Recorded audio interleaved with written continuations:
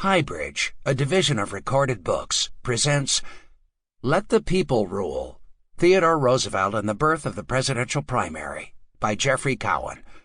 Read by Joe Barrett. Prologue. When the Republican Party's National Convention opened in Chicago on June 18, 1912, the eyes of the world were riveted on the looming battle between two presidents seeking the same nomination. Theodore Roosevelt, who had held the office from 1901 to 1909, and his hand-picked successor, William Howard Taft. They had been the closest of friends, who had become the bitterest of enemies, intimate political allies who had come to represent two different visions for America. Privileged graduates of Harvard and Yale, respectively, they had split the nation's electorate. Taft had more delegates in his corner, but there were so many credentials challenges that the public believed that the outcome was in doubt. If Roosevelt could win a few of those challenges, he would be the Republican Party nominee. For the first time in American history, many of the delegates had been selected by voters in presidential primaries, where voters could express a preference for a specific candidate. 13 states allowed such voting, including several where primaries had been created during the past few months as the result of legislation promoted by Roosevelt's operatives and supporters.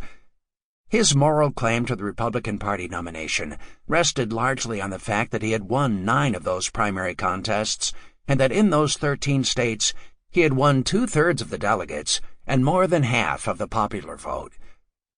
In his most important speeches, starting with a stem-winder delivered on March 20th in New York City's Carnegie Hall, T.R. insisted that the right of the people to rule is the great fundamental issue now before the Republican Party and before our people. He shortened his demand into one pithy phrase, "Let the people rule." That refrain became the theme of his campaign. Less than 5 months later, T.R. amended his views, arguing that only some people should rule. But when the 1912 Republican Convention opened, Roosevelt was the champion of popular democracy. Taft controlled most of the delegates who had been named in the traditional way by the party's machinery, selected by men, and in that era the Republican Party's leaders were all men, derided by reformers as corrupt party bosses, federal office holders, and political cronies. It would take 540 delegates to win the Republican Party nomination. According to most observers, Taft had at least 566. T.R. could claim about 466. 36 delegates were pledged to Senator Robert La Follette, who had become Roosevelt's bitter rival. To win, T.R. would need to pick up about 70 delegates. If 27 were to change hands, Taft would lose his majority, and the momentum might shift. Knowing that they could not count on converting La Follette's supporters, however, Roosevelt's managers waged fights in the Republican National Committee, the Credentials Committee, and finally on the floor of the convention, claiming that at least 72 of Taft's delegates had been won by fraud or theft. But since Taft controlled the party's apparatus, including the Credentials Committee, political insiders knew that that effort was almost certainly doomed.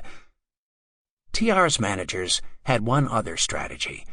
Using a range of tactics, some less savory than others, they tried to convince the black delegates from the South, selected in old-style Taft-controlled party conventions, run primarily by a few office holders and special interests, to switch sides.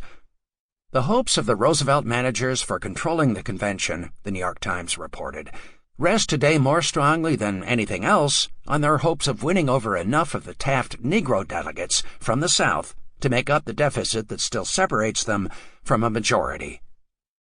When most of those men stayed with Taft, Roosevelt's quest for the Republican nomination effectively ended.